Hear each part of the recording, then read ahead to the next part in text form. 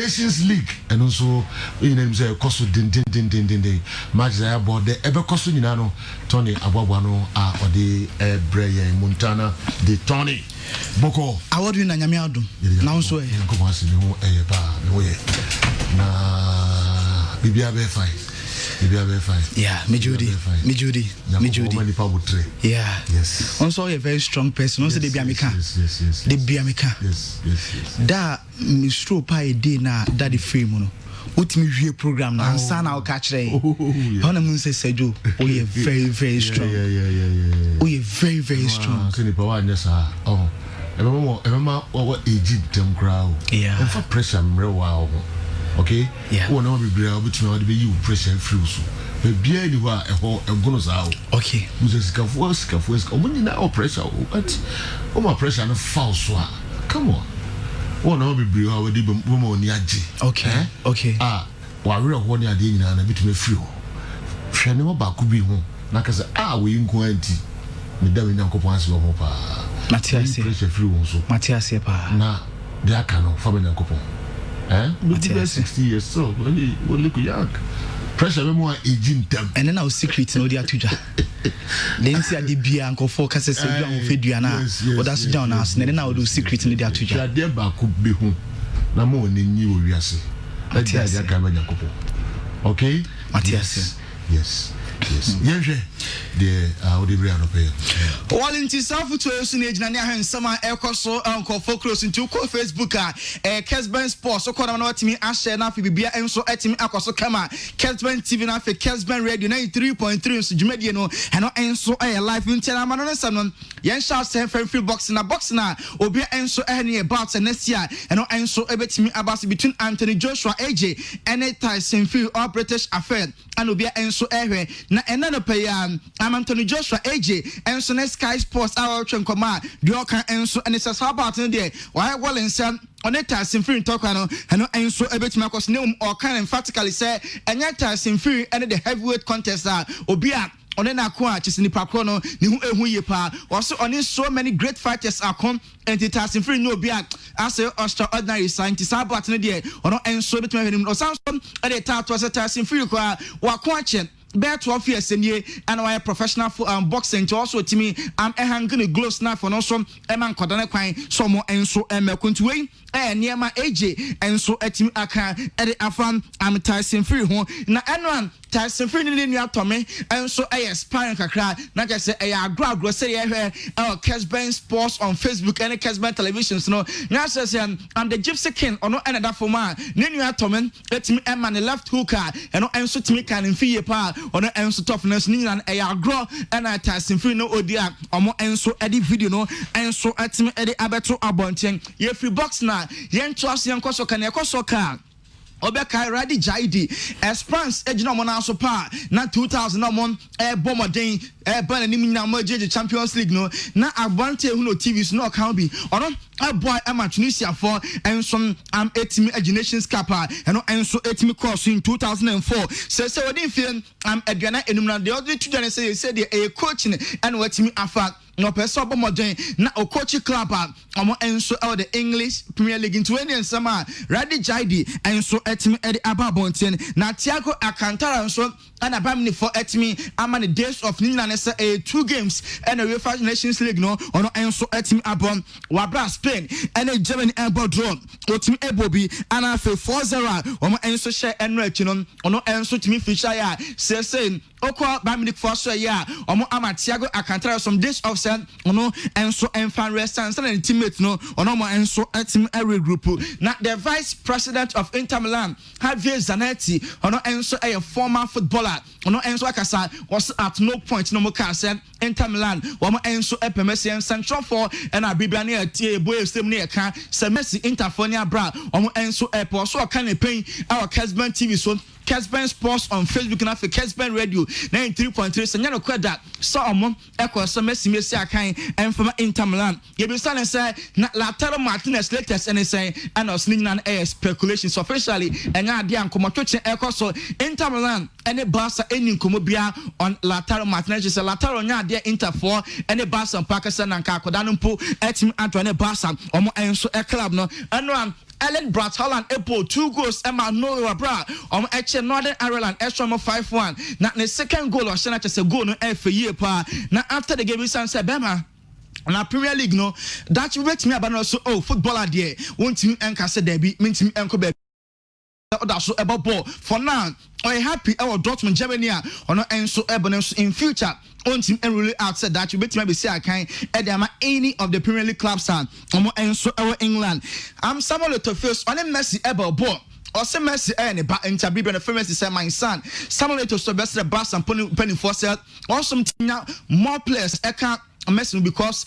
bako for answer enso nyame ni kata Messi nkwa entim enfa Barca entina betri so to omunya players omo enso ebetim aboa momo de Barca etim akọ the next level Memphis Florida pa Memphis Depay enwa obo game across between Netherlands and Italy my Italy question ka ba ko Netherlands entim anti after the game say Bema na ya chese Barca for epe na dia na beka da for no so officially nya dia ni agents aka che nemum media no and obi radio na obi TV na otise se on Memphis Depay Barca for etim actual interest was so no na ene due no betimi akọ Lyon okokrom ha na akọ officials no maka chen se ebia offer ABC na aba na ebe consider na osese penifo ne bona mane a ana bagino se Barca benya aba na so nya amba na so between me and you there enim sa akọ na kwan so a ono enso ebesi akan e ama Barca ekladon na Virgil van Dijk enwa na onye happy crowd the orange Dutch national team no assign no se enwa na poor performance ponom team exhibit bra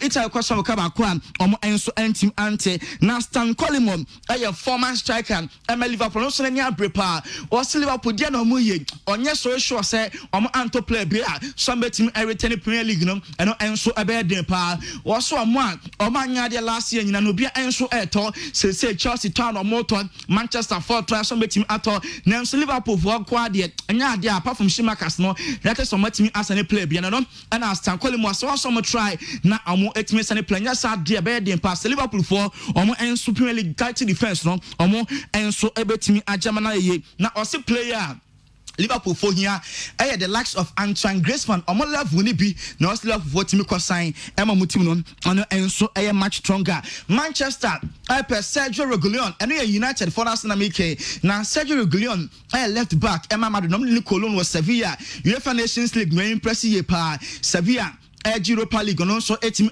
boy na no na Manchester and Madrid in common a ball the any problem the only problem about and it's Sergio remember for the buyback clause ashim Manchester for the bomuntia say so remember for to akoda Anton outright ni kwan say kasen edum be na marry for pomadia betimi abeto Manchester for NTS ne eno na ka ma sa di no eno enso team ache eno Ramos Sergio signing na kasa efa phone SNA test e command James Rodriguez says so bona ba so or the best of flags say there ono enso ko ball e ama Everton omo enso football club no ene dwei ena Belgium national team omo enso ball UEFA Nations League no na ene omo Denmark nation na coach nankasa Roberto Martinez was on take a risk on nankasa enim the fitness level of player and the team Eden Hazard ntinya dia obeshada attack risk bia o game and on enso team akoso good news NSM Marco Asensio ni koto nye pra bia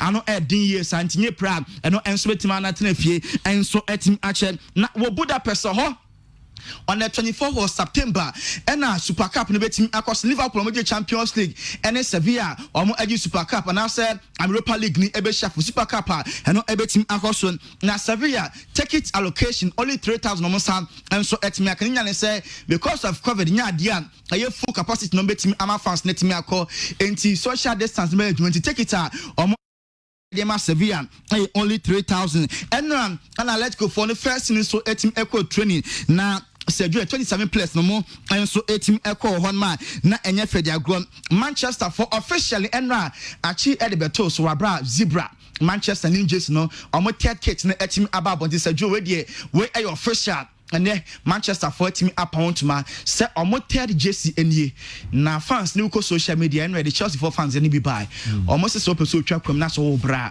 no akoto we zebra jersey zebra crossing jersey he say wo twa kwam na so o fa ne difficulty bia koto Manchester jersey ne bi ugina hope cast me say a zebra crossing and o madru no no Manchester no be a question Beckham not even Beckham can make the jersey look nice. Beckham point me jersey na nyefe. Omo penipa na okọ science horrendous deal.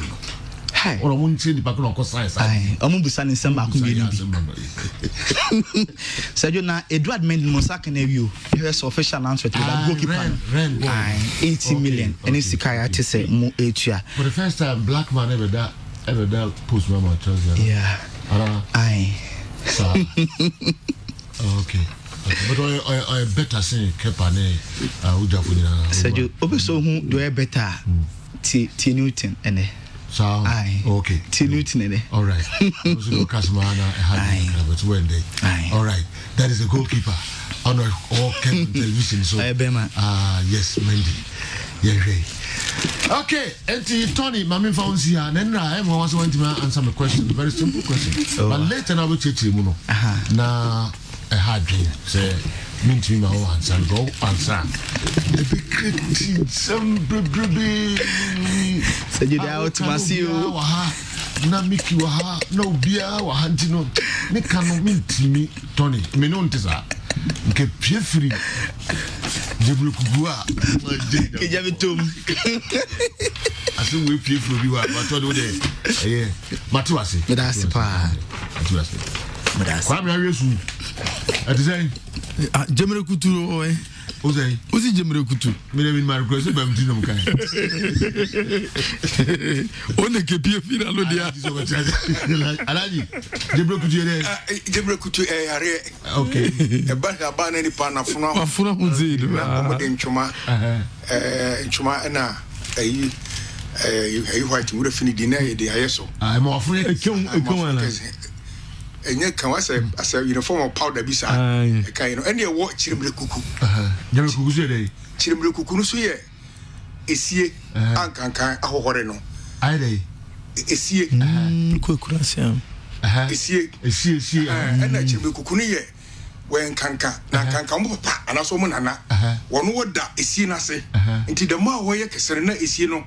Eso eye keke. Okay. To wo abosihwe na esie na dwiri. Okay.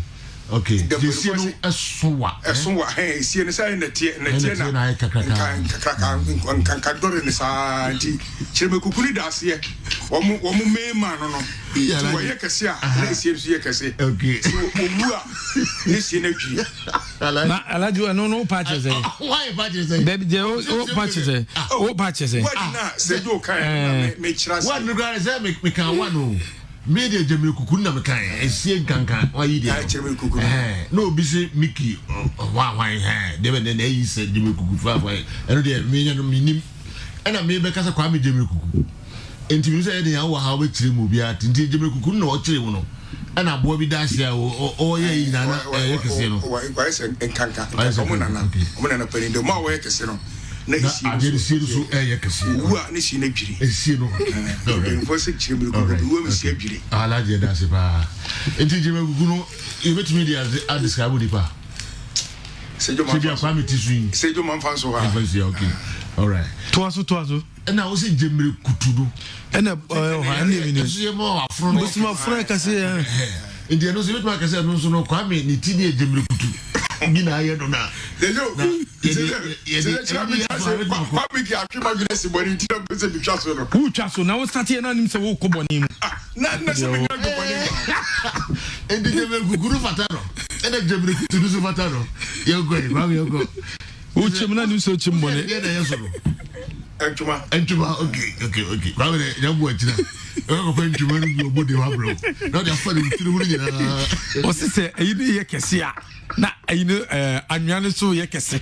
Nti owu ana dwire egu. That's baba sai. Utini be dwire egu. Dwire ba wu. Yoko. Baba sai boni di pa. Start time decoder no eye decoder obia use bi enra say wo games ni bia na o start time decoder ne so ko start time decoder ne bi na enjoy games awodo a ekoso enche bia na leagues awodo no eba beba so omo pre-seasons awodo a omo ye UEFA Nations League na no so koso nyina no start time decoder no obenya bi ahye ewo so start time decoder no promotion egu so a ekoso shene so se decoder no ye ton 140 Ghana cedis 140 Ghana cedis kane 1.4 na utua 140 Ghana cedis na ye be ma decoder no niama dish niama cable niama LMB aka ho de bosome na ye wo mu no fa ne September wo mi utua anya de a obetua sa bosome September yi ansa na wahwe decoder no eye ade a eda ho clear inti shenen so na copper Star Time decoder ni bi na no ana betimi aboa Fanco Enterprise general adai na hamsa Fanco Enterprise so we obi a we su de dum pempen so bi a e wo so ye fittings rich say I was say o ye plumbing work now the a water closet where yes you sanya mani na pebi atode e Fanco Enterprise doors and na pebi Fanco Enterprise and nasa jacuzzi WCs a showers and na pebi ato Fanco Enterprise a hona nyama no e quality nanso sika kitu bi e na obetua na saka nyama ne bi Fanco edan ho nyama okay a hona akwa benye bi plumbing materials a hona akwa benya no quality ato ho anasa doors opuno epuno abesisi nyina no okowa unya WC pa okay alaji sejo enna mo edumadi kase bi koso ha to folk enokre e wa Accra dimenti we medase sejo na yeni a yentima nkwa Accra de wo hweme hase ni bia mfana ni nkyira sem yeah Star Life Assurance omo mount giant screen ewo asim program na yen nkran no eba life bia mfana ni nkyira sem memti me firi me ye me headline we ya mesre kwan na me de mani akyira sem na dwumadie no ato so ewo sejo wada roma ejufo mi yomu fi manye yie Roma boam no Dr. Mof Calf Chemist okay na Dr. Musapon energy na wura bi efe no Benjamin ajima prempe o to nsa from Zomra tie me onso Accra sai ni pemiensa sejo mame mfa kwanya usana me na o mase okay na mi hira o mo pa sejo dwadi ekoso wankran no sejo anu odin airport residential area hona Star Life Assurance or main office na ekoso din media na shase sejo na bus ne de we de chiri people no be kan ho sentiment kasa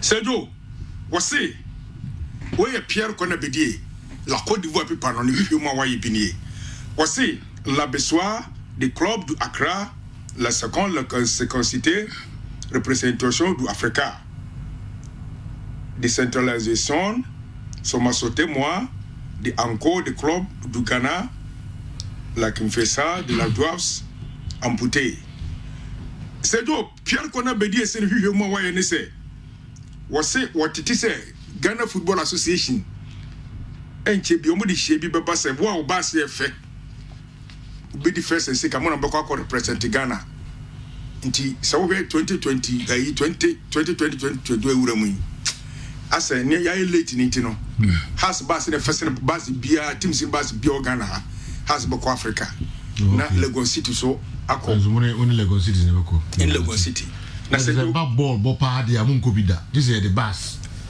efe ekọ Africa no be me pacho o dia nto so we ye Pierre Kona mati ball na ye boko Africa no mo dia muntimi mo nko de mo we se ne hwehwe mo wa ye ne se o mo de nje bi ba say the bus na ekọ dia ene mo mutima qualify Dionko and that's boy in Bobo de Matiai in Bobo Cry Africa has a defense Lagos State second say you uka kwa se wa bus fed ya ombetuma bia ba se ball de omu say you uka kwa se wa wo mu a Pierre Kona be so mboko relegation ni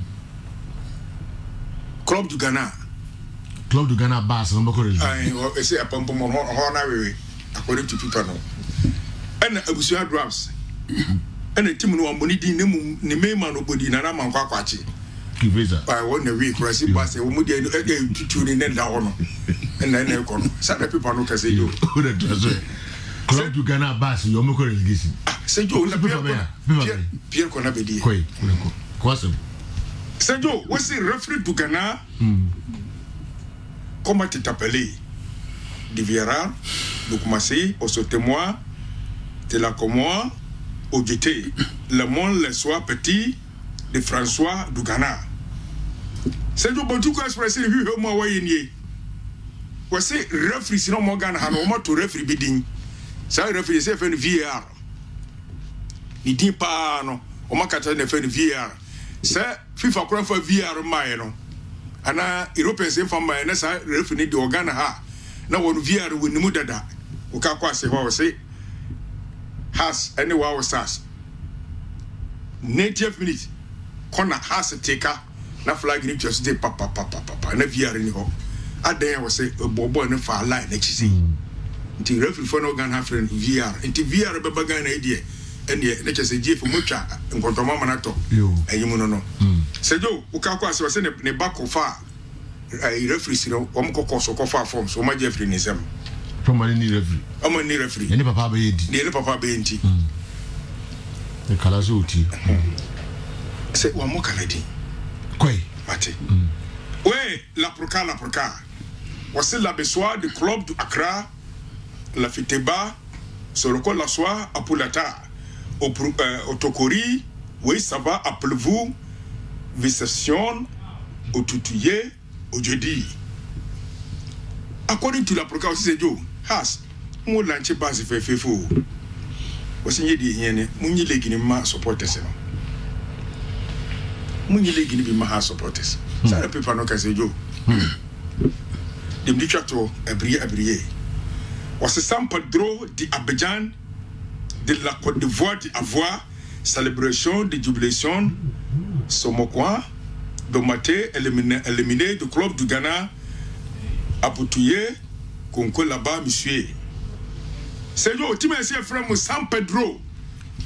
Moment on me tient c'est microphone so ma qualify so so be bo african microphone titi promine je et c'est bon Abidjan et c'est bon c'est microphone mu ba Champions League quoi c'est confederation de vieux San Pedro for me so mo vieux on ma qualify in advance ça ne peut pas non casser ala je danse na pay c'est yo mismati na mama fa picture bintu TV ni so se na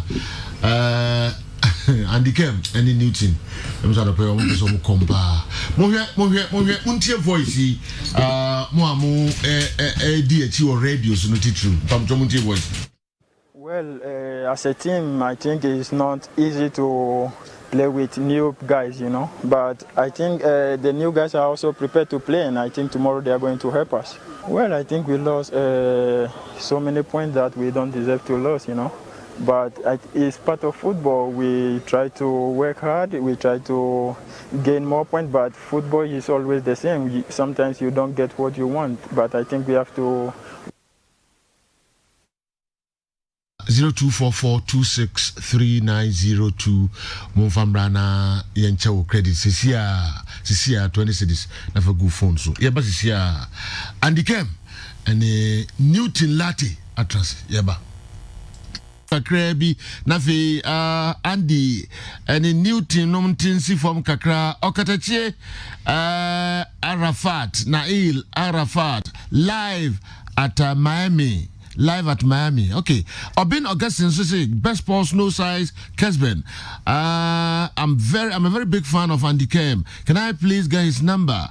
Okatachina Nasandi way about Don Trash in live. Watching you live from Konongo. We say I'm greeting all. I'm Hebrews enterprise workers. Say lovelies Kwame Madridista. Good morning, sir. Joe. Watching you live.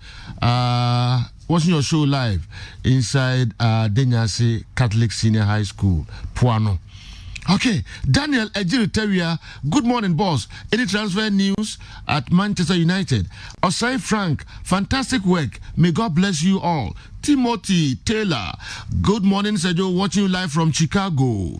Akwesi Amok, sir, please ask Newton, which school did he attend? Okay, since childhood. Nana Ajay Nyantachi, kindly check your online connections. We cannot listen to you on TuneIn. Okay. Emmanuel Ajinab Akampie Mana. Good morning, Sergio. Please, the Kesman app is not working. And yes, remote technicians, someone checking my baby and Emmanuel Ajinab, Eddie Abba Sanso and Bebrebe, Edosun, Munchaki my Audu Ali. I'm watching the show live in Libya. Yeah, that's Audu Ali. For so you need Derek. I'm enjoying the show live from Abu Dhabi, UAE. Why are you disturbing the gentleman like that? Thomas Doche, Sejo. Watching you live from USA, Delaware. I'm in bed listening to your sports program loud and clear. No size. Muya heavy why? Akpe na uma na yara. All right. Okay. All right. You fancy ya? Na fi mesa aba studio. Mesa aba Facebook follow studio. Madaja mo say ewa Kesben Sports. Andy Kelly. Namnadom. All right. Namnadom. She said, why are you saying Pabia and Baba Strauss? No, said you said me say there, Maka what I said. Me persevere, but on your mentally. The down we are minty menstray. They say we was Canila too. Ye moody on I dangote wa. Minty menstray. We see can win now. We did scan it. Me views and me view.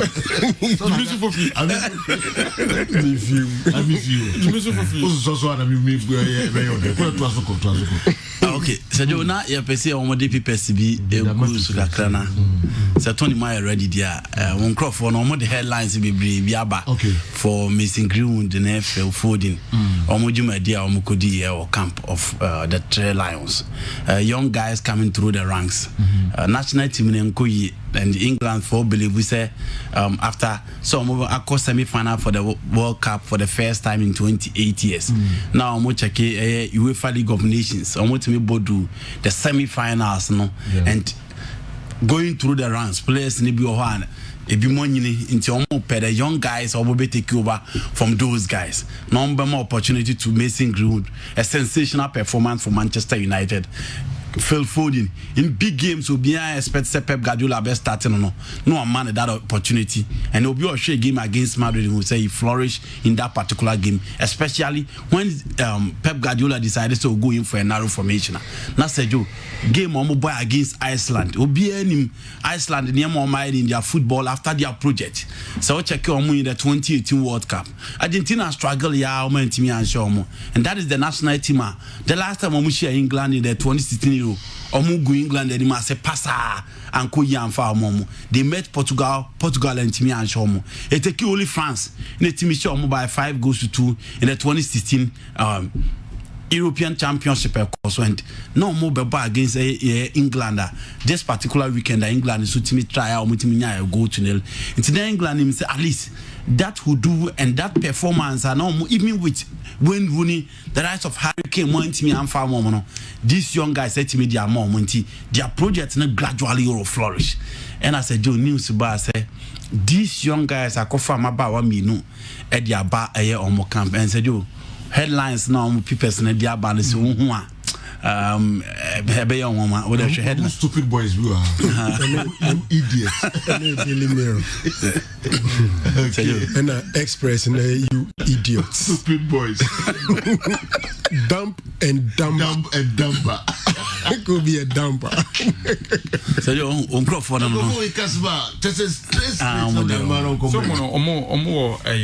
Editors are more headlines. Okay. You have to sometimes. I'm going to find some headline is even within cry. I still also telling the story. It's no more saying you idiots, you stupid boys.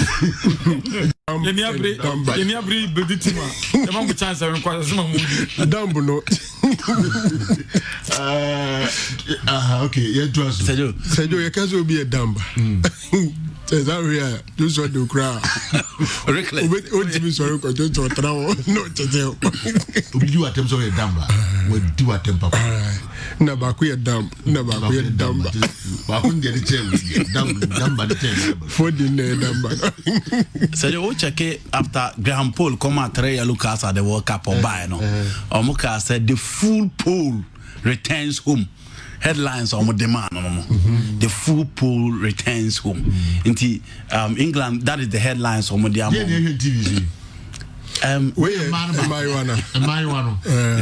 Meaning the Fording girl knows I agree with girl. And on no a dinko, come out in Dino, Quail Vaso about hotel one. Woman in Tigra, in San Jose.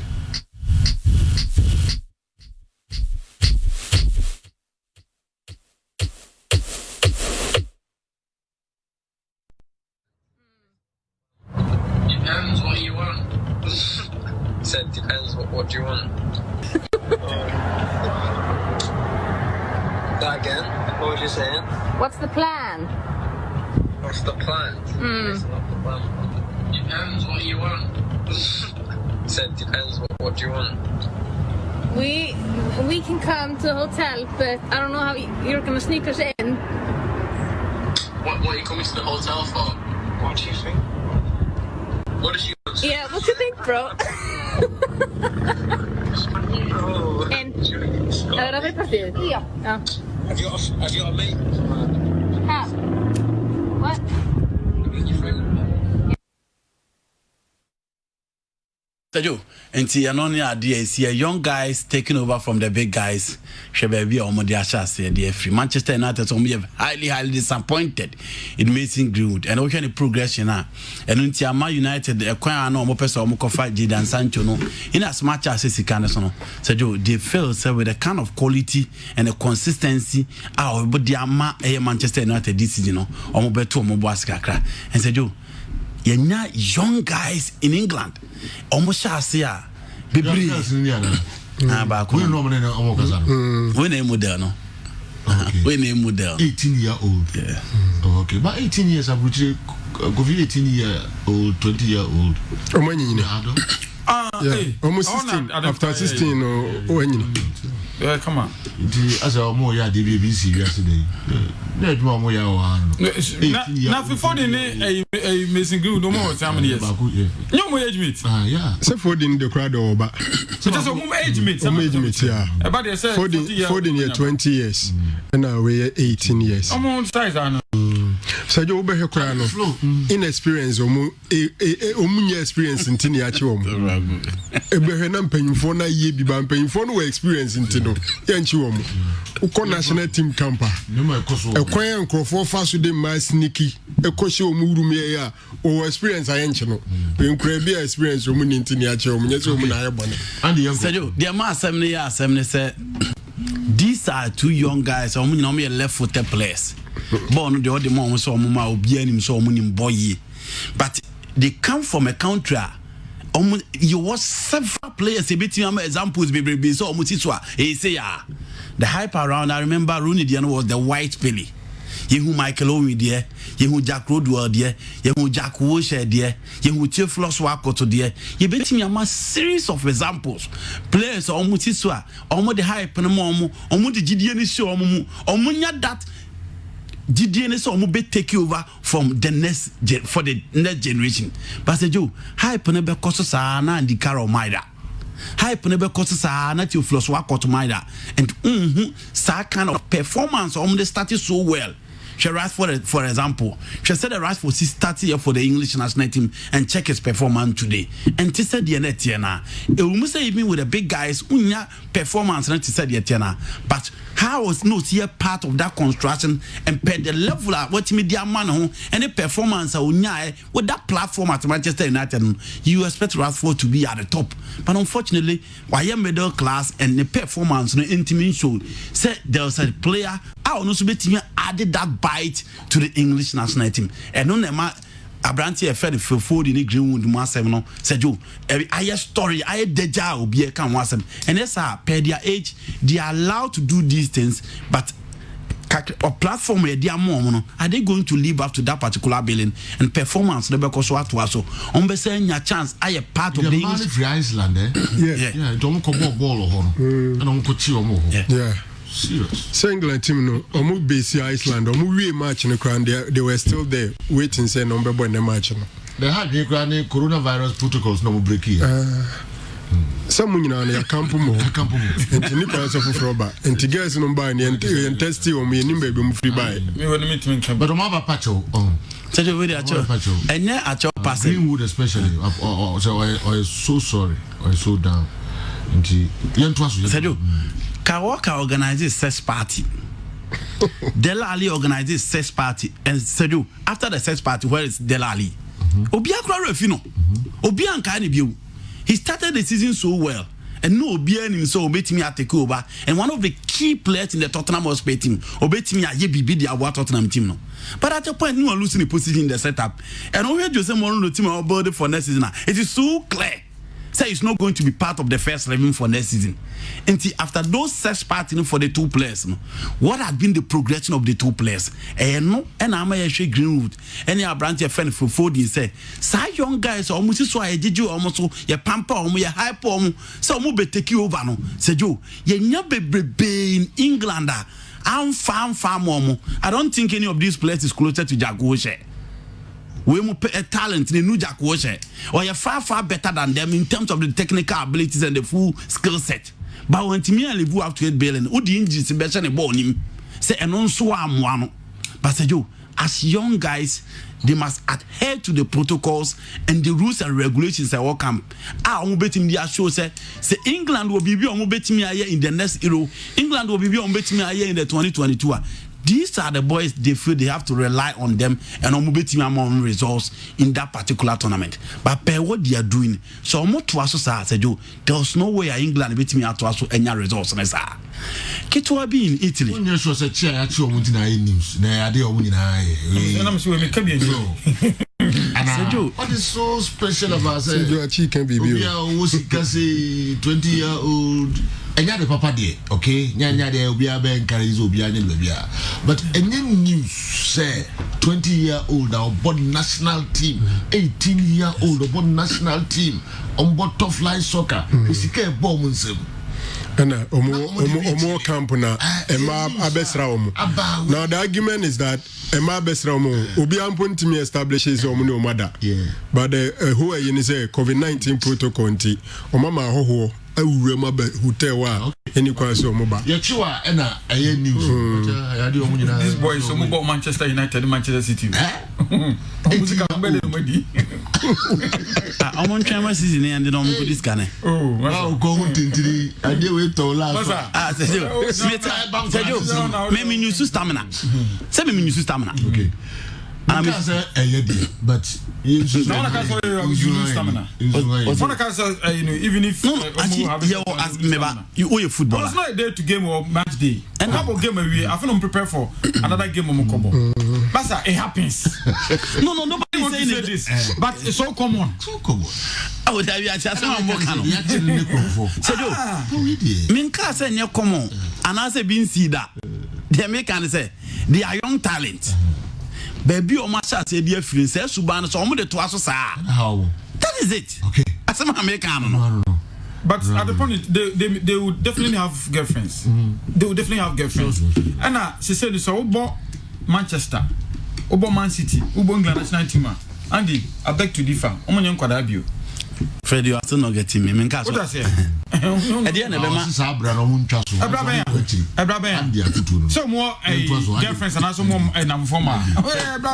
having now had the chance to reflect on what happened, I can only apologize to everyone for the embarrassment I have caused. It was irresponsible of me to break the COVID-19 protocols, which are in place to protect players, staff, and the public. In particular, I want to apologize to Gareth Southgate for letting him down when he'd shown great trust in me. Playing for England was one of the proudest moments in my life, and I only have myself to blame for this huge mistake. I promise my family, my fans, Manchester United, and England fans that this is a lesson I will learn from. Greenwood. Sergio, it is the reason why Gabriel Jesus, a best one from Brazil, then about it in England. So that we are managing a lifestyle and progression. So it is so important. These are stars, no question about that. But Sergio, so why you baby talent na ye dear man, ubedru baby no, na concentration in akwa massem. And there's no way you progress. That is my advice to your young guys or mobile. And we can give several examples. Oh yes, we can give several examples. Players ni be almost so yes, I man as a Joe and Timmy Mob. Endra and a squadra Azuri. A echo share team my friend in Netherlands by a goal to nil. Now today so watch Italian national team now and so my quiet kakra. Say you the German national team they say after the disappointment in 2018 World Cup, or many young guys like Martin Argenta, Rudiger, and Niklas Sule taking over from Martin Hummels and Jerome Boateng. Yebeka said the Netherlands team no gradually. The moment Abuns Ayas picking no, na bibi a chese the orange almost be picking because there were evidence in 1974 World Cup. Na Ayas and Renault Michel winning the UEFA Champions League na miansato asono. Omutimi ball finals of the World Cup against West Germany. Yes, I were evidence in 1978. Na Ayas are picking omutimi ball final in the 1978 World Cup in Argentina. And again, I asked chat or more picking in 1994, 1995. No, you performance team a friend and Netherlands done it in 1994 World Cup, 1998 World Cup, and Europe 2000. Again, yes, some performance I was listening than I am Robin Modemae into the moment I was picking. Not just the Netherlands national team, no, said you almost so picky. England abon modern at the World Cup and European. UEFA Europa League boy no oman timi am final there but gradually obian will say in that group of Croatia and Spain in terms of talent in recent times omode bona so any job no omo show bibi Emma who said there was a promise omo you don't ko animu anema betimi akoye di amom nti these are countries obia common sem and don't forget the French national team yaka won ha say omo players omo dey call World Cup no apart from Mbappe all of the players now have struggles or maybe to live up to 8 billion. Nobody talks about the struggle Azuri. Until Roberto Mancini in Swanyam to was here, building the team so well. And don't forget, say, tournament after the 2006 World Cup in Guaseneba. In 2010, almost free me in the group stage. In 2014, in the group of Costa Rica, Uruguay, England, and in Guasia Porto and Cesare Pandelli, and so the free me in the group stage. In 2016 Euro, again, and Antonio Conte said, Joe, Germany says free. And last season in the UEFA League of Nations, no more group of Portugal, Oman qualify.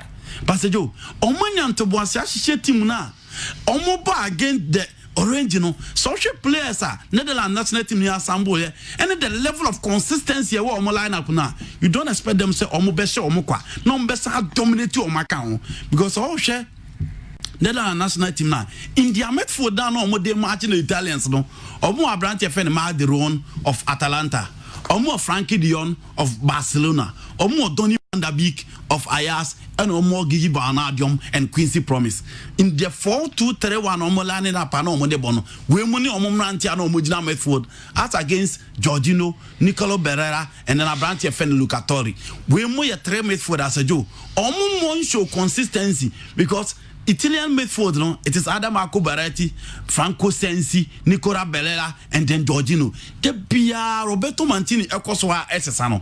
But the last 5 matches, Italian Abono, and yet there's Omalusu game. No, Oma is so quiet. Oma Jojo Kilele back, Gigi Donnarumma in post, and Omanya the Ambrosio and Spinazzola, and that midfield, and then no, I game on Omobono, Omoboit, Abrante Fen, Nicola Zaliendo. Unfortunately, on Swetimia Quaco Pra. Okwakoye intilia crucial ligament Chile Mobili and then Abrante Fen Lorenzo Iseni and Omo Abrante Fen Federico Chiesa on the bench inti Roberto Mancini aye ni team na du ba bia Italians ni nyina ho sedabi from a defensive plan omo dia ball over the years no omo so straight to the typical attacking gamer it is flourishing for them omo show promise omo show consistency and Roberto Mancini na gidie ni mbebebe but omo mad that chance say on show bibi momwe obetimi atoa so na watimi abon ho modern after him Guasia Jean-Pierre Ventura edema omo antimi anko akopie mu at the World Cup no omo betimi show bibi dia prepare omo e dia match the top teams in European football in the next tournament na and say Joe obi o hwe game na against Netherlands bia bejatum say Italy are on the right path and the kind of quality almost show the kind of dominance almost show in their games no is so clear say open here friend Roberto Mancini ejuma and say Joe some to say ya teams omo no besia kan in the next tournament no should watch out for the Squadra Azuris. Okay. Na say almost as a name Messi Greenwood ni football in Baku. Yeah. And omo be Messi Iceland game. Now the sun crack the next 4 games on Messi. Wales, Denmark, and Belgium. You miss that game, so punishment. Serious. The Ubana players maybe Unya Ford you say one starter. Greenwood on starter. So the moment those players come, Henderson Mobeba Omoba, you are not going to play again. Omobio. Girls, we are very sorry, I'm going to football. I'm going to boys, and also we also be footballers. I know who's under quarantine. I'm good time with the boys. Girls, no.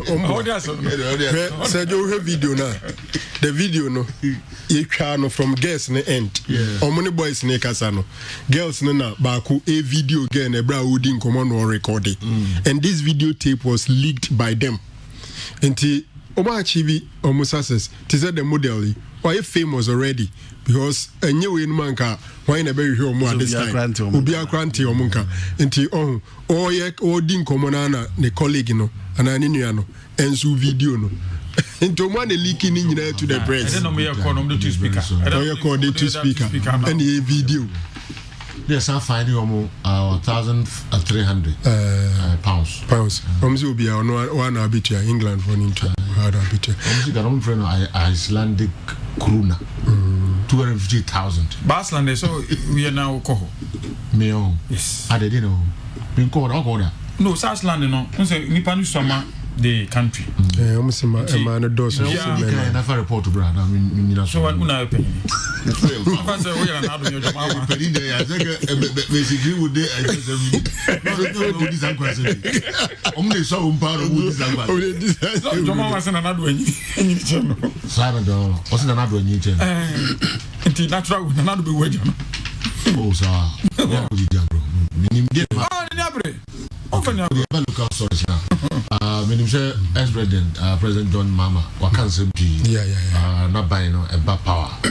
And the manifesto sports. Yes. The local source now. I'm saying, actually looks more handsome in the glasses than without glasses.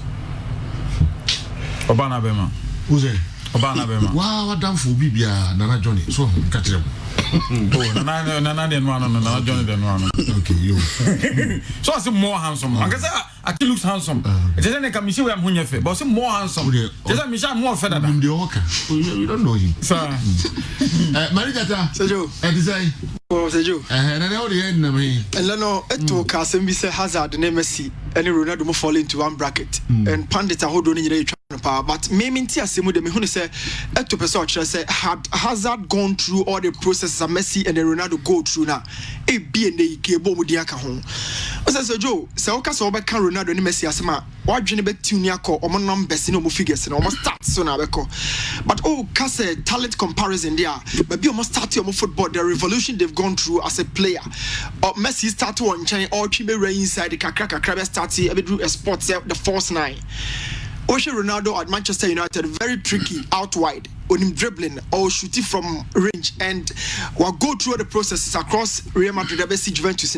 Are we saying say Ronaldo the characteristics of start to Manchester United and no one will maintain and your football into a job and now adapting the game according to the age and the physique.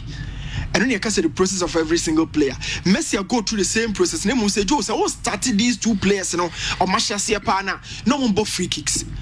Not certain aspect of the game or the pitch. Now, as the day go by, no more and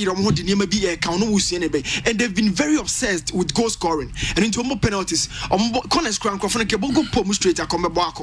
They've been very obsessed and no and Hazard the same milestone no and Hazard a quite different player, but it means to say technically Hazard was gifted Juma. And as a numbers are Messi and Ronaldo equally with me those numbers in but and so compare Hazard Messi Ronaldo next Hazard from cra so the memete to asema sejo kind no Chelsea come market for a goalkeeper Ednaba, but unfortunately sejo goalkeeper no on developing way on drew a package now and correct me a complimented team one answer players outfield players at Chelsea at Storm. This particular goalkeeper at 28 years Sergio here extra Mentansan obey complete package 28 on developing way and Osha as Shabok A and the team was started or Hormone France and movie bar Marseille B and a bar Rams and an A or the bar Rene Sergio ne value no 8 me and boosting cost but the one say Chelsea a coffee out Sika over 70 million pounds. Player which you car joint and our club but actually goalkeeper would be replacing it. I think it's an improvement. The value no increase last season from 9 million to 8 million this season, decreasing rather last season 9 million euros to 8 million this season. And on the transfer value no I drop Yaku Drew. And the performances Osha goalkeeper over the dive and over reflexes over any area performance and even in diving over punches over catches. Nina technicalities they analyze the goalkeepers and so Joe share another aspect of the modern day goalkeeping no afaka this natural instincts no one the sweeping skills Edward Mendy he has been developing the sweeping skills England and me per se you be compare or no any kepa any Willy Caballero yi EPL West 3 keepers obenyan krofo we say mienu Kepa the lowest save percentage EPL on the compare Mendy 6.1 foot and Mendy 6.8. It means that Mendy height no and Osha Kepa averagely or save 7 crosses across 90 minutes. Mendy save 10 crosses across 90 minutes and averagely elite goalkeepers save 9 to 10. So compare keeper with say Edasena or save 8 crosses across 90 minutes.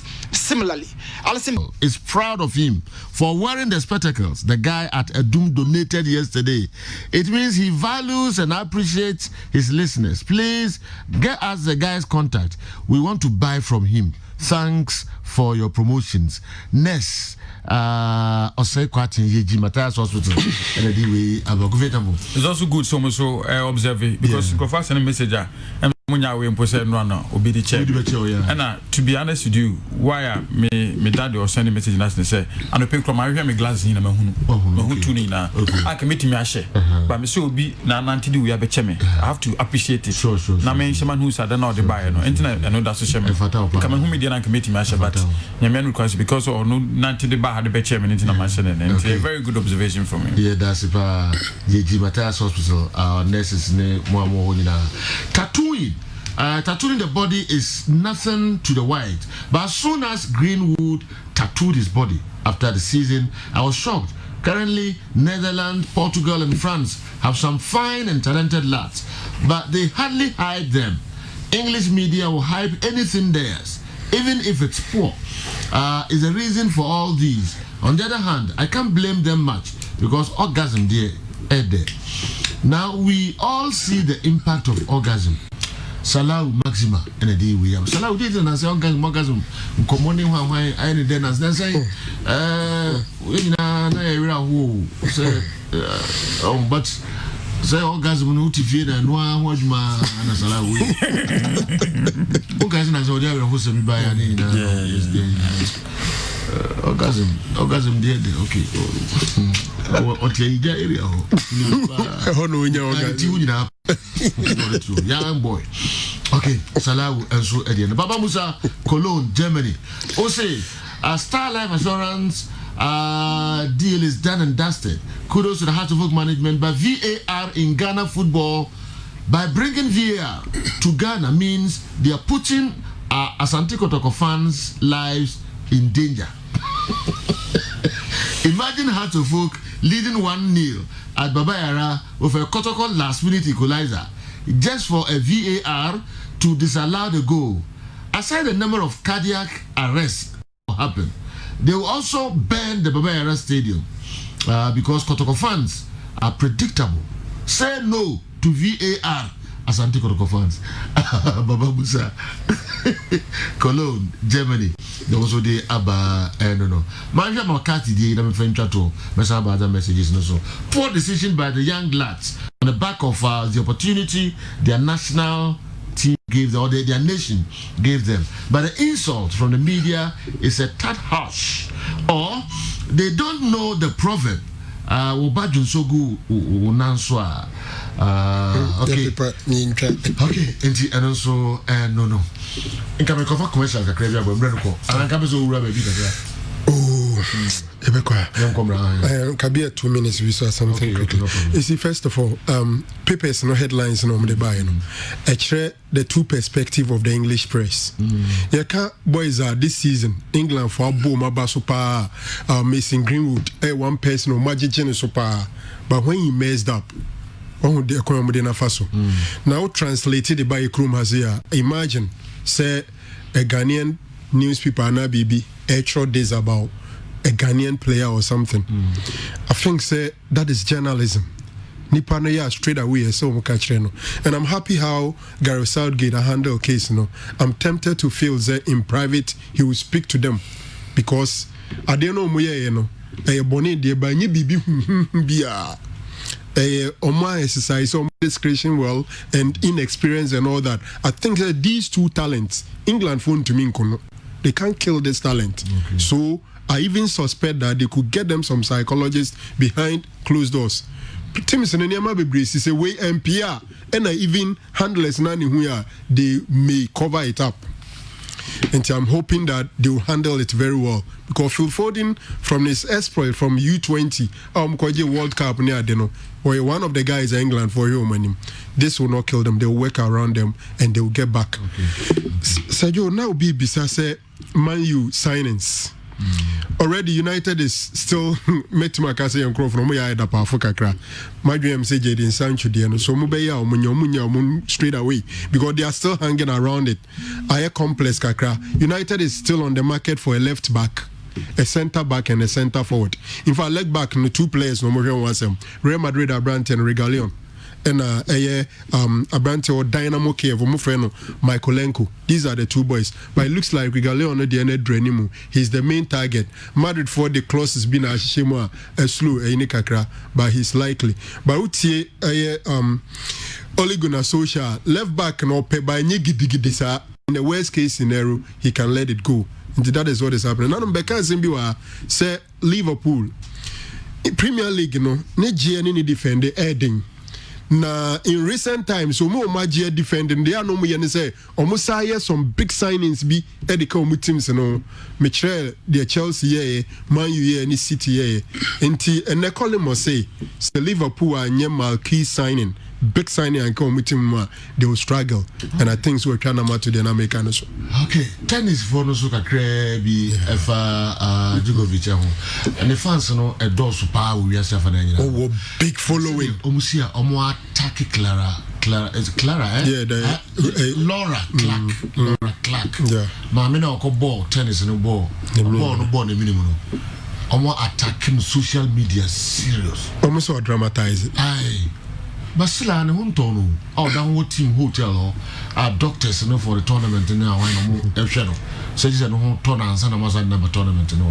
So your fans will continue to be fans. Oh, yeah, bro.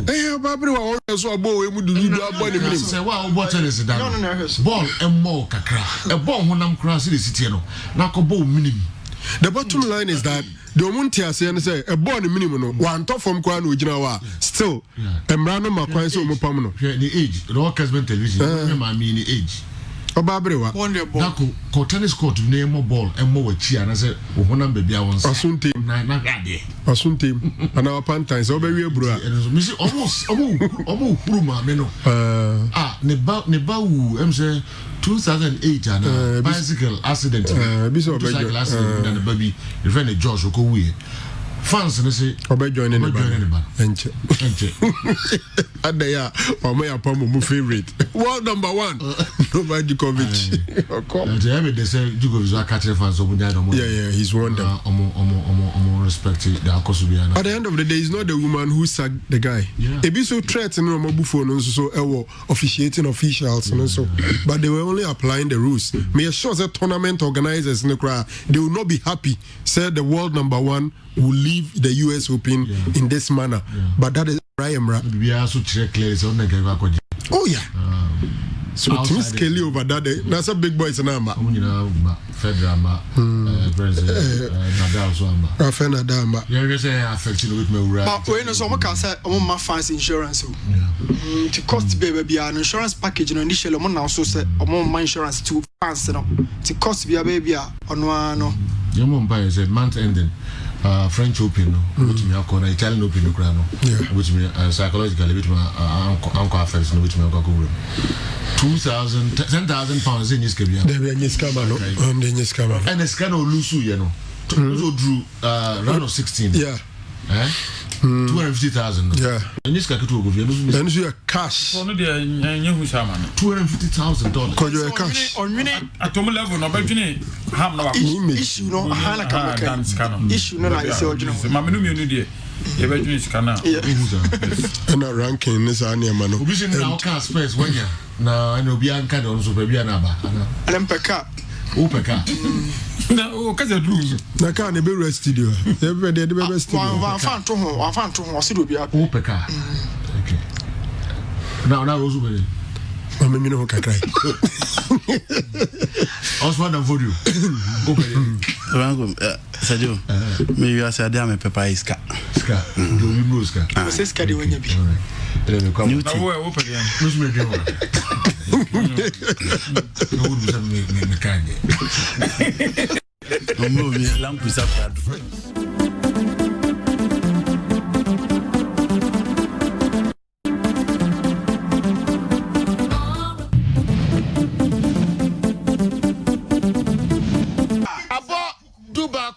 Sima Enkuno Pepe, Casban 3.3 live on Casban television. Obi Ohana Omi Nka Simbia, I'm say Claire Coffee, who don't at the moment, DB free and I know this silence is good. That you have me on one. Be one of one. I'm a copy of your so they use it. Ko bi na me ho sa ana onu nyamfo sa fe kokon anu ko bi wa no be na nyense di do kan ti di ko ma mi sa wa chira kra so ma so ma ka ko bi dia di de bi ka sa di gentle to say on dey o mi na to not respect no to one day no ko ka bi o bi ti just say to the biar why you ready to we dey question na ro dey bia o ka cha ko nu tu na so mo to ni mi nyanza kwa we o ga sa oh yeah ka sa na ko bi be ke bi ko foni jeno say hey jai all right o ka cha mo so ni mi nyanza kwa bi nti o say to the biar why you say o ma idi me so ka bi a cho bi studio David. But say there will be Nina Americans. General. With you. Oh, no, me, madam. I don't know. General, NDC, Amoyo Kuno, Omo Lanchomo manifesto. Na manifesto na president, and as ex-president John Dramani Mahama, I didn't say more to the intimacy of Canfa the sports.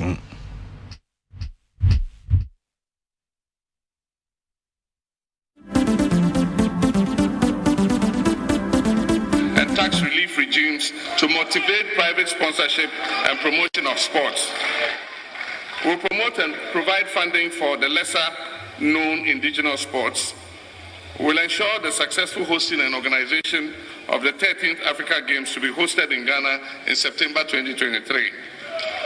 We will continue and complete the new Edubiase Sports Stadium, and we'll establish sports stadia and other recreational facilities in communities and in all the districts. Now, this is an interesting one. We'll use the Sports Development Fund to assist the sports associations to provide and improve remuneration and welfare of local sportsmen and women. This fund will also be utilized to assist teams that qualify for continental competitions. This fund will assist them to be able to go and participate in the competition.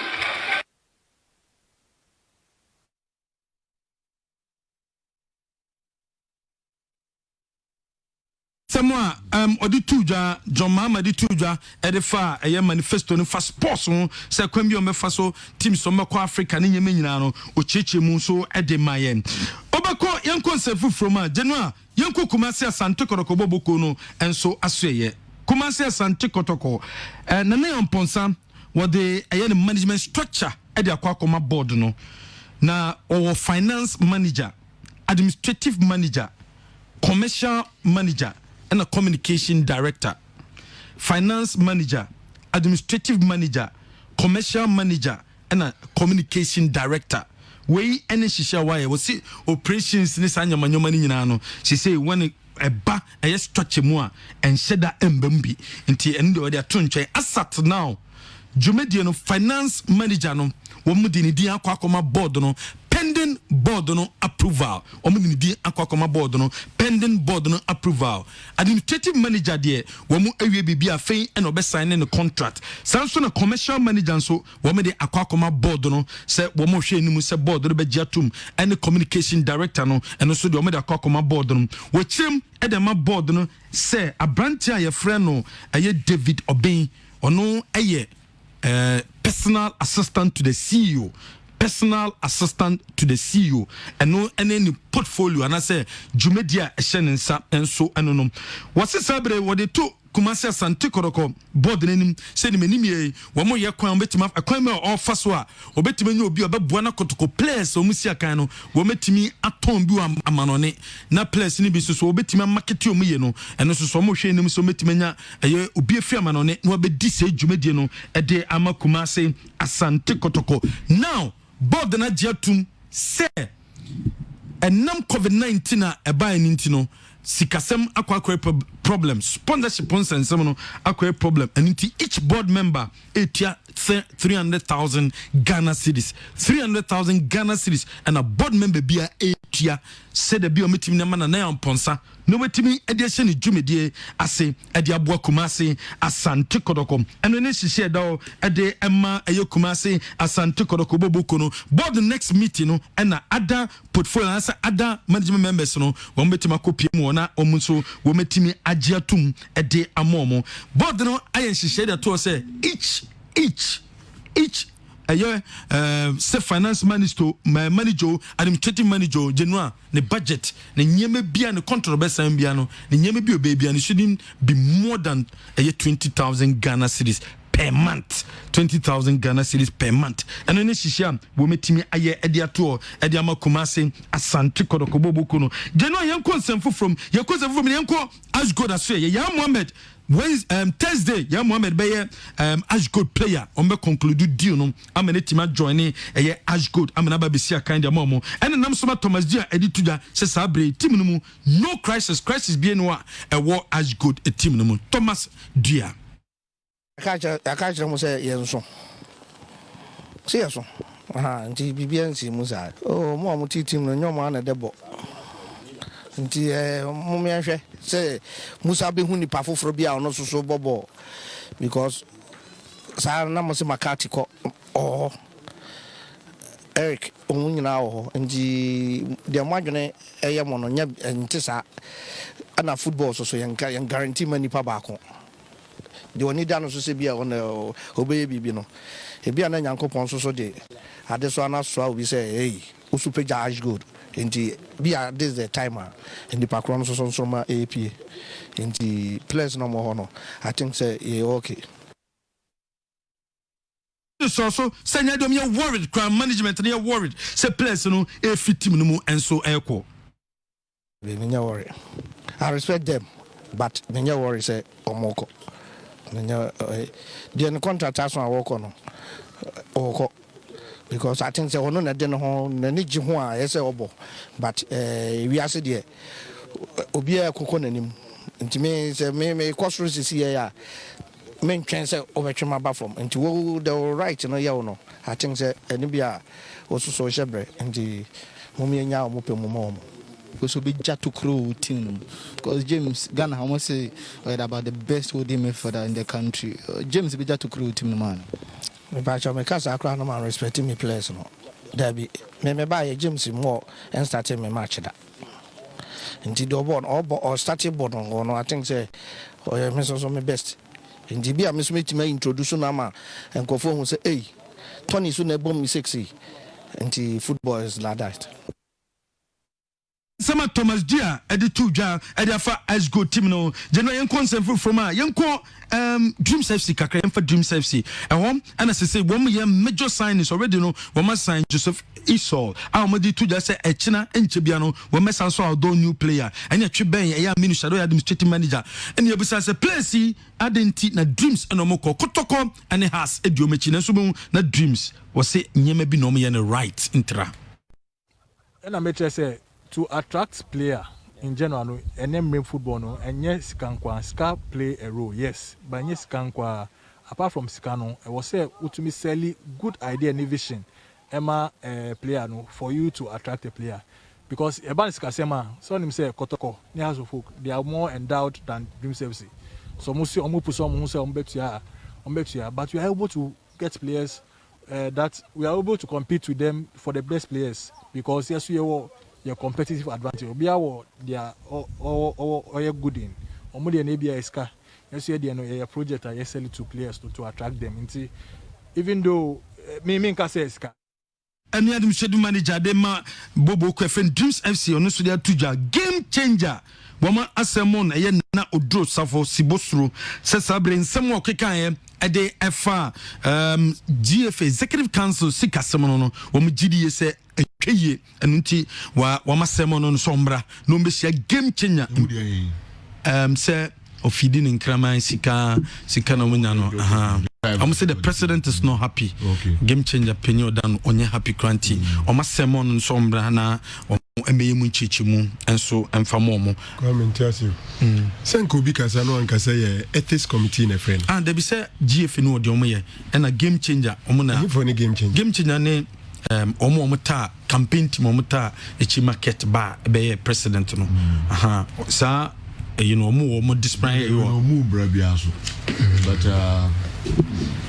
one if you say emwa ono so be apologize ente my dream say this committee mum na say friend sir right what do you do discussion tije no wo ma friend a okwa chechem na afi de o bian wetimaka e dia fa yankwa na 20 team na 20 and na 17 no mugu so prepare e wo Cape Coast o mu kiremu a o me di cambo game baako wo mesa so bobium o mu ni team na o ma na be twom obo visa na COVID-19 no wo mu team ko fa team ma no mbe ni test na afi ono so no e ma be bo aye friendly match the main and 20 team Black Satellite 70 players second batch no mo so ko no wo mu hwe nim say wo mo so COVID-19 test no results no enso ebeba ebewia ansa na team ni nyina no etimi aka bom enso etimi aye training nem and as of Star Life partnership no general wo mo epa won to my bring in general yem fancy maybe mo bia be sima enso na baby aposo the local source no FBA no the Michael Ababio in Asante Kotoko cutting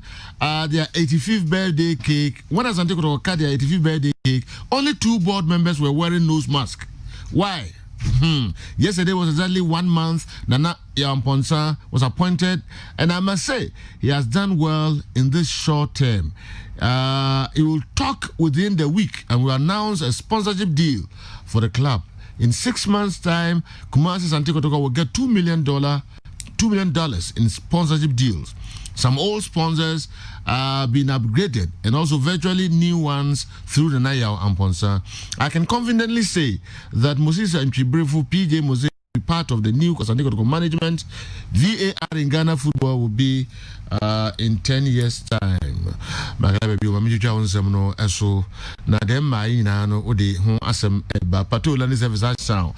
seriously, the players didn't do well by breaking camp rules, but the insult on them is too much. And I remember when Asante Kotoko players watched porn in their hotel, we forgave them. It's a mischief. Okay, and also, I don't know. Andy Derry, good morning. What are she doing behind the louvers? As you say. Okay, and also, no. Maminko. Kofi Champo, local source in America. But voice now, boy, you know. One for win and I'm Remio. You better was at Tibium a few seconds being a young Chadian. Well, as a team, I think it's not easy to play with new guys, you know. But I think the new guys are also prepared to play, and I think tomorrow they are going to help us. Well, I think we lost so many points that we don't deserve to lose, you know. But it's part of football. We try to work hard. We try to gain more. Voice no. Do I try Monfa number na me announce never credit the man is here. 7 minutes each. Kufeta Mamisaba Hubio. Okay. You call local. I'm happy sir. The two political parties who sponsor a major aspect of the economy and area people dedicated to sports. It is a manifesto apart from the general development of Bibiano. Obiabe reserve something specific at the Ama sports. Now, I want us to do this exercise and opinion. The Frank the two. Number 2, develop a strategic framework. Develop a strategic framework for the construction of stadia in all districts across the country to scout for sports talent. What does that mean? That's a way clear. No, to be honest. From anyone, okay. Develop a strategic framework for the construction of stadia in all districts across the country to scout for sports talent. My understanding my understanding is that obey constructed stadia or me fancy district bia na sa almost constructed stadia anywhere be useful for talent hunt. Those are what I say.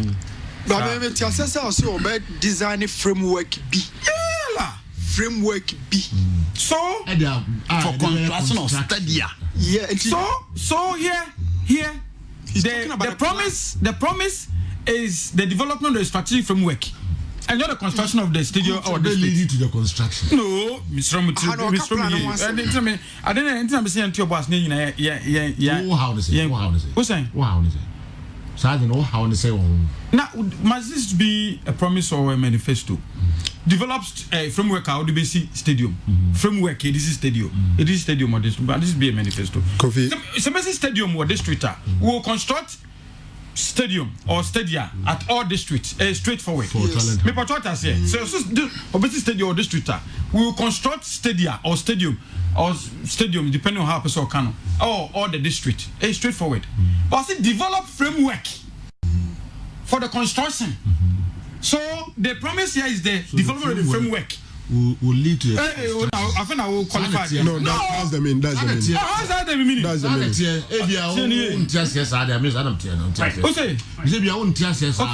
Okay, until who not touching the explaining. And Americans the framework will lead to the construction of the stadium. So what is the framework in there? I know so that will build stadium. Okay, the plan of the stadium, the plan will differ from. It is that will build stadium in the district. It's a framework. What is framework? You see, me feel that me say obey develop a strategy framework. For example, be create a special fund maybe from, for example, you develop it.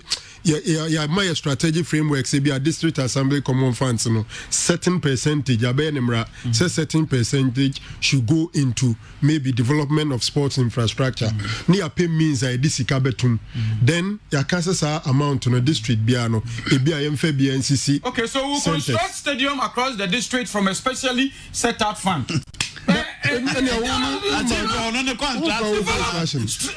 Framework. Straightforward.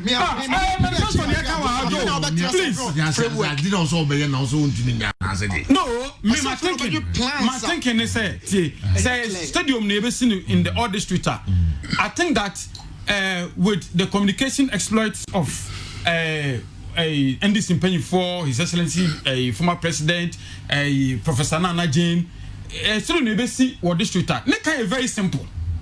So I found being a KTD stadium. Neka is very simple, but develop strategic framework for the construction. Yeah, because there's no clear any certainty. For instance, if NDC is in power and 4 years Oman see stadium, then they will say we promise to develop framework. So this is the framework. Do you understand it? So 4 years, no. Say if there's no stadium in the district, they said because clearly it's written, say we will develop strategic framework for the construction. Then they say, okay, we develop the strategic framework. The strategic framework will lead to the construction of the stadium. Our better talent hunter. Very simple. You're not going to who said they wouldn't just clear. The also about the who feels no problem, fine. No, but I said they clear. No, when the another statement says say the Winnipeg Sports College, will be developed to state of the art within. It was so straight. Now, do you think that there will not be strategic framework for it? Do you think that there will not be funding for it? But I'm saying, sir, implementation now worry or what? No, implementation. I'm saying, sir, what is written here, no? My thinking is say it is a framework, and will be developed in 4 years, and not the building of the stadium. That is my thinking, because in redeveloping the Winnipeg Sports College, it was so straightforward and so clear, unambiguous. Say the Winnipeg Sports College, please, someone my time. They make and I will tell me them. Waste time or to you, I'm wasting time, but to me, time don't know for I say today you are as American. Wabemube 10 times. Frank, we have them. How can we move on? No, Senator. We don't change. Make us a say, who have given me the platform to you couldn't explain. You couldn't. Okay. And I mean, carry on then. Who feels always I couldn't. Yeah, because Mintias here. Joe, if you are not sending me yes, no, you are not being fair. Okay. Okay, oh, perfect. You have to do rubble. Oh, then you mean free. Then that would be very simple. As my can say, the statement I want to tell here. I gave you a search myself once, and Miss Mentasia was by force me told them. I said, I'm saying, sir, in areas because and none of the meeting stadium quite 3 times. We would develop and complete, we construct and complete the new DBRC stadium started by the NDC government. So clear, so straightforward. We would develop the Winnipeg Sports College into the state-of-the-art university. So clear and straightforward. And I'm saying this one, my thinking is that the framework, rather, and not the building of the stadium, no, because the building of the stadium, it will be so straightforward, and then no more opportunities. I said develop strategic framework for. That is my understanding. To make and besides, did I say the 2 political parties now move fast sports? I be so serious. Say, I listen to MPP there. Almost say Omuko and Omuko take sword for and Koko. Omubeye Kaladan Park, Ombeye Swedro Park, Ombeye Jendu Park, Omubeye Golden City. Almost all Golden City. I just say stadium that na almost something similar to I say to construct a stadium, if indeed that is the manifesto and not the strategic framework, but rather the construction of the stadium there, then it's almost the same thing. Until you have a manifesto and numbers as usual. The way Canana you're changing English language and I understand we talk the same thing. People are not, being innovative to come out with things that are so different. To come out, even if you take out of sports crampa, student loan, first we have guarantor. MPP says now we have guarantor. All you need is a national identification card. MPP says okay, no guarantor. Just almost the same thing. And as a politics now be so simple. I think that we should be more innovative and then some of these things I manifest a working document and a social contract with the people, and so it must be made so simple and normal bit me at I'm an understand but me will do will be too I can't, because now if I take the point 2 for instance, after 4 years, if NDC is in power after 4 years, there's no stadium across all the districts our Ghana, over 200 and something districts our Ghana. No, now me calling say okay, what are the stadium now? Oh no, Kinkadeli, we say we develop strategic framework. So this is the framework. Okay. All right, Naro. Yes, Joe. You see, to be very honest, politicians no more promises, I'm in time funny serious until I see it being done. Because the previous NDC, manifesto ne shame say all that tiny or 10 regions before this one state is all the 10 regions no mo be see a standard stadium and I think not a single one was actually constructed nti ene say ube promise me say districts ni nyina ube see facilities I debe on earth talent metie but me I don't think so I will take you serious until I see it being done. For example, Lenra omampenyin dada John Dramani Mahama say omo ebeba be complete new edubiase stadium na NDC sha say no ebia omampenyin dada erefino kakra because as I speak the new edubiase stadium has been awarded to a contractor. Me no ka say contractor na dey iron rods na dey abegu onum. Inti it's been awarded to a contractor, their work is being done on it. Inti where is it say Odibesha manifesto mu say Sa stadium no ba obeba abe complete.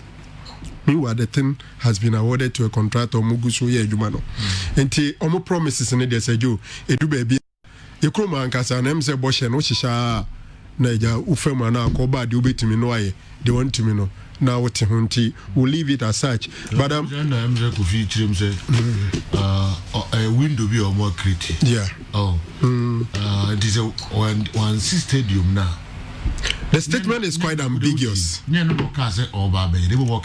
develop a framework to construct. No, we're Daniel Uremko. Then to insist on framework no be developing. Okay. Yeah. Into the okay. I think so Mosheni mai. Sejo adia ba ko kan say obeboa clubs no ko Africa or mo be support you is a good thing.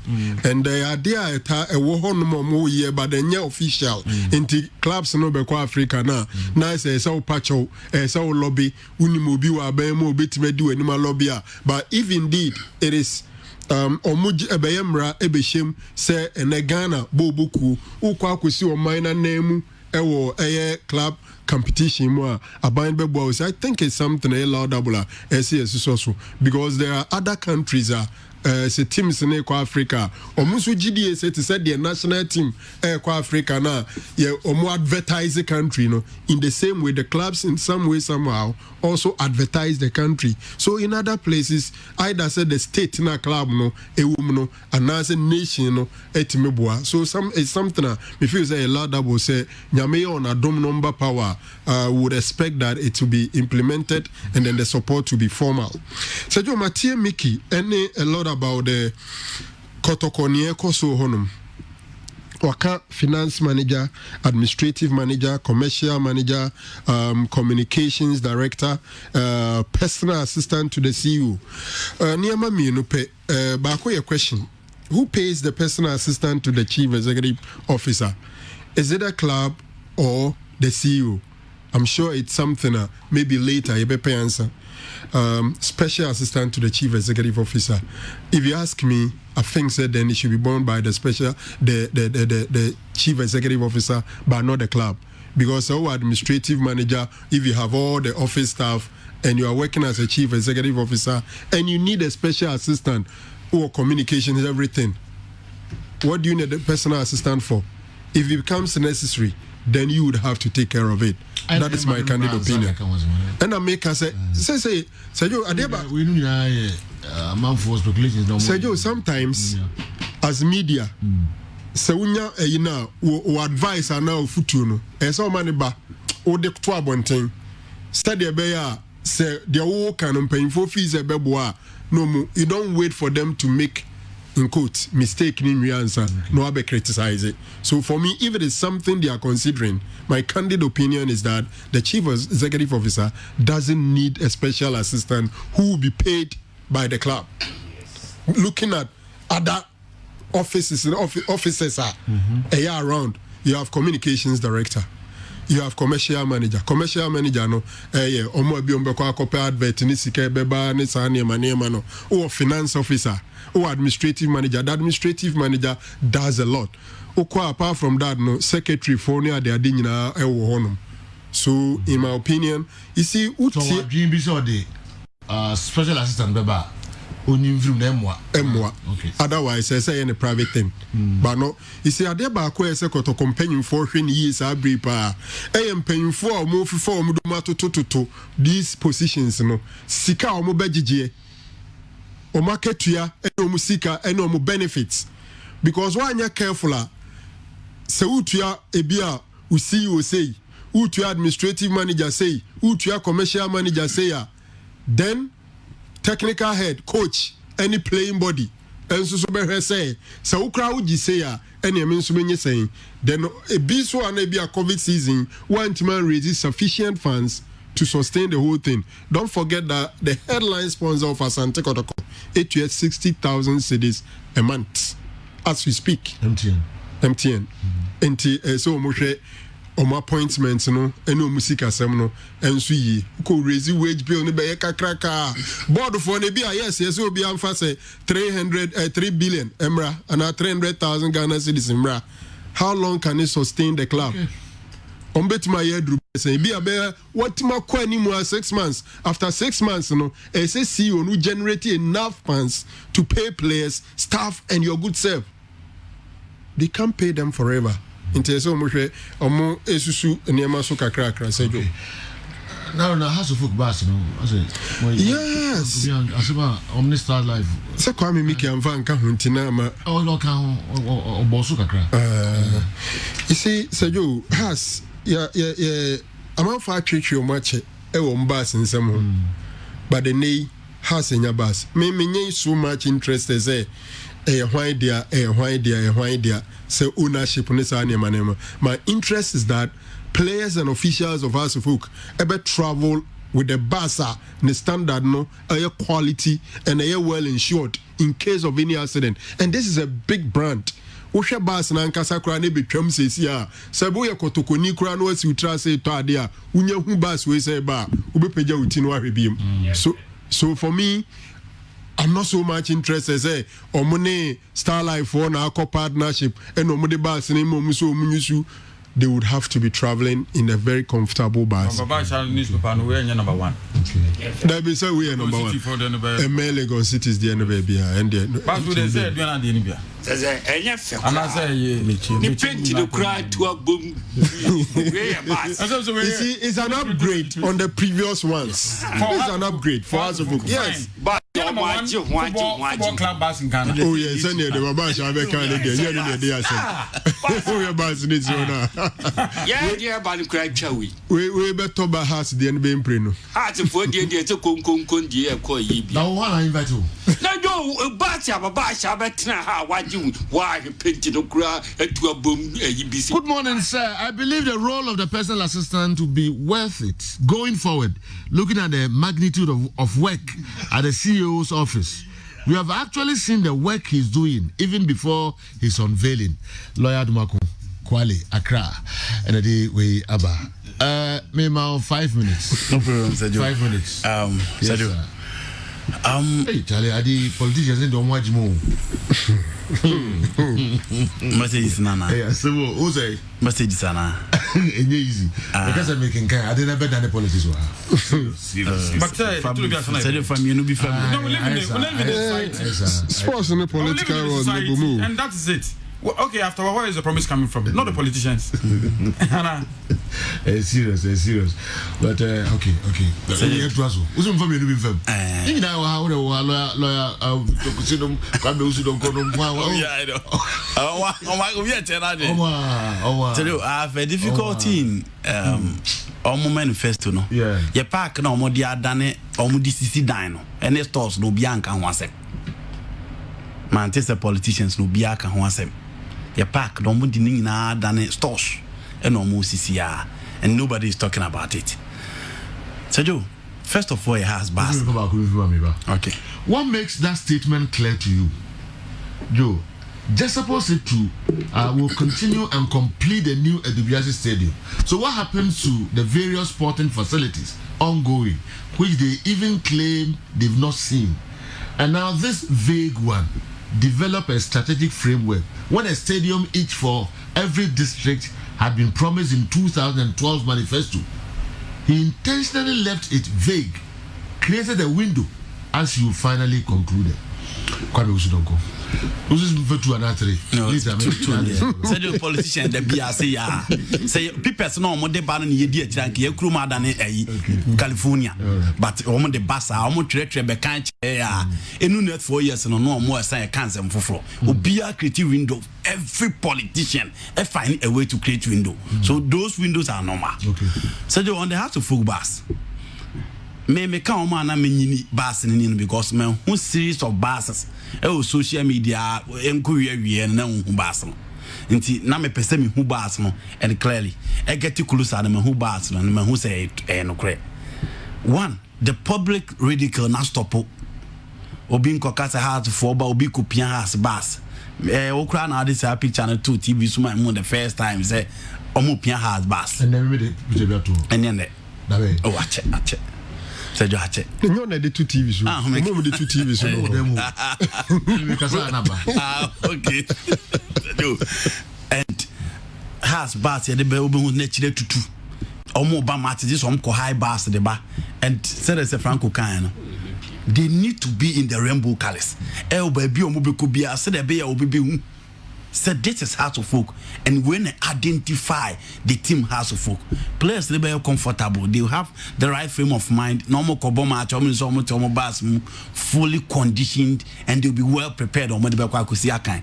In Tiekro, Nkrofobe Hruomo, and Seman Krofobeka, Fabas, no, Untutu or to Nkrofobeca, light yet to Nkrofobeca, said you, Nina to a and so person body a better brand will team who Emma team year. These are the things also yeah. Almost positive news. And Mekai, Mr. Frederick Moore granting interview Kokebi. Has koto new bus and Kokas or Makoto old bus. Said you until almost provided positive news now. Positive news now and Rebecca. Okay. Now on good morning over. Why is there for a personal assistant to do in Asante Kotoko? What work does he what work does the CEO okay, then compared to administrative manager, the CEO must set priorities right in the club. Okay. Sledge and the way about Twazo. Sergio, may we difficulty in the number of players I'm afraid under 20. Me believe we say certain players don't need a call up. And kokani pass 17 na your friend home and say who says our players ne bomodin. Now you league na boy him. Now you players na coach Zito friend. So for be the third ladder. League na a boy and so you Joseph had to free wa said you only the next goalkeeper onya clean sheet makumako 8 enti so what than lad in the under 20 camper 1 or a part of the under 17 2 our experience and our exposure at the biggest stage and performance in the league here you tell Munansayano said you he performed very well games are one and Obia who goes at Chelsea a consider into that goalkeeper is proving. It is all fresh up who was our players with more. Unsanko Frebe in Sam account. Now again, pick your obedi say Prince Eduko Abna Beche United. Said you he was the Beche United best player in the league. 8 goals scored for Beche United. So what's our player away? Now also free players I try on my said you won't fan count. She will be the son Nana Kofi Babel. Only one key player Ujin holding the car Prince in a team my friend media team. And when you are calling players, you don't call this particular player. And I said, oh, said you. I was so Gina baby, and so now the other players are become. Moreover, Obi is a free band said you. The performance of the Hearts of Folk from a Division 2. We saw best about 145 players do my become. It for me, Sakola Bibi, no man said you mentia the baby and I still don't get it why they call so many players. Said you them quite to a Binamen Koti, the Ayikan or Koizito. No explanation. Was it for over 4 to 5 months in your move football? And 2 nim play a bit after 5 months ago. Said that lad, unim the Otifi, do Aquayano, unim the stamina, unim the shay. I can't see in November, yeah. Intino Uka say because of the way that the Antonefi Nankrophobia may justify and son. You may be unfair to other, but now saying no him 5 months ago. Unable league, you know. If important to say, meanwhile, the competition, until maybe that was the reason why obvious 1 week break guys, for somebody's wedding, and we'll be too informed. Okay. Tavango. I've read around that Nana Odro Safo has apologized for his unfortunate comment that he feeds 6 dogs. It was very needless, but he must learn how to keep cool when reacting to issues without touching toes unnecessarily. Happy birthday to Nana Oware, Kesben Sports Annex, and so and Didi Akumadan Senior High School tutor. Okay, and also no. Frederick Fosu SSA. Does actually know the number of under 20 players in the first division and second division teams that are far better than the names he is mentioning. Okay, Fred.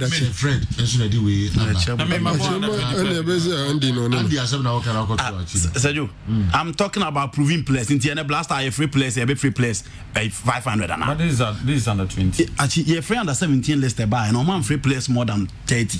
And I won't. Under 17. Now,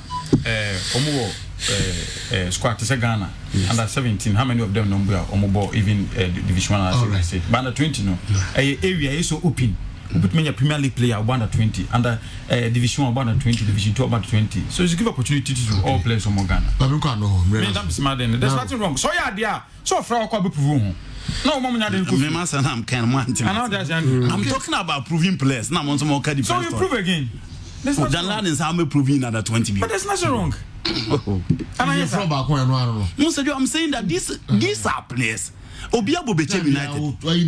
Sedo, you can say a match. I'm talking about the number of players that were called. Andy, it's first 17. This is about 38. And 4 goalkeepers now. For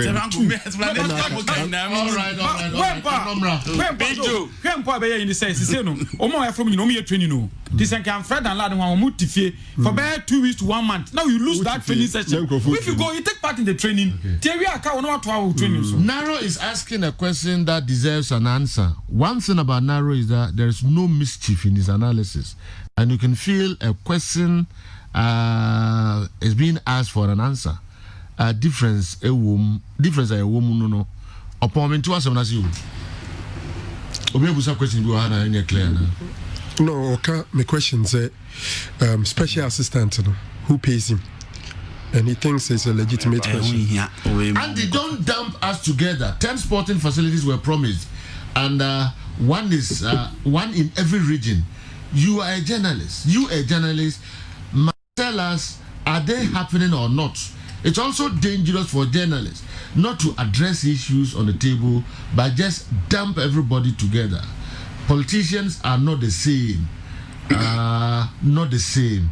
Kwame Osidonko. But the man said, Big Joe. Nya nana ya odeba no ni nyina ye. Na ewiasum adeba ko a. Ye ka ye ni policies no eye. Na mom sa special assistant no odeba na ewiasum pen possible person okwo animu a. Wo hwe wachi. Eniema bi esi wachi ana eniema bi esi achire no na ade abetoto ho na watumi akwo South special assistant dia Sabia son Sabia nyado na ya wode be ya hunu bi do yesi enya hunu bi da sese ya pese Sabia tetene yesi specialization ebe ya dwuma wokotukom na obia di ni lem administration say bia ba keke support special assistant na Doctor. Okay. Special assistant to Dr. Sapon. But he was a board chair. Level different because only time. Yes. Because or executive with board. Dr. Kwame Che was executive board. Dr. Kwame Che is now also a cook. Or board chairman. And I was more persuasive. Yeah, because the baby has said no abeja adwuma ni nyina ye. Ohuru enipa okonim dia o de dabi what dey yana some between adwuma do ana echi wo adwuma obere so ya assistant na abeji na hu ni adi brem no koma no ye hunu bi echi anominata man ka dabi jo ya de ma so be ni ye mpe wa ntwini ni ma ba be se no dabi so special assistant be bo na mana ye adwuma ni ye eno warren is me warren is ye hunu bi da special assistant bi aba Mo obeye no amabua wabaji director of operation aduma eye wabaji CEO aduma eye wabaji we aduma eye so the special assistant be better was starting come to or the bar Unyai, M1. Say, bar Onyai, yen be Wokotukum. Yadi atram ya unu ni eko ade am wano na na ya empeso de beba wo policies na so dia to dwane e perfect ye be support na wa implement na koyie ye so ye be boa ma bibia de beba bia ya somtwe ama na yie said we den come birthday back up madam for prince or Sewa Memorial School as in your headmaster and then birthday intimation happy birthday and then sense be birthday o sense be papa o sense be yes and then birthday happy birthday. Let's tell us more job on number 25th and papa is you know. Okay. Tennis no but we did birthday there. MPD mama ali ba. No no time for no did birthday. Miss you friend. Afro. I know I lucky papa. So all right, there was anyone say we nyambo china.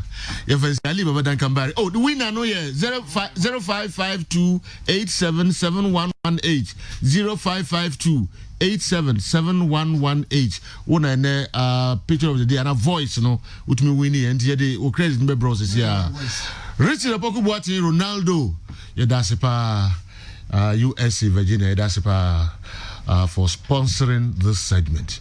You must animal share biom nyambo e china kramo.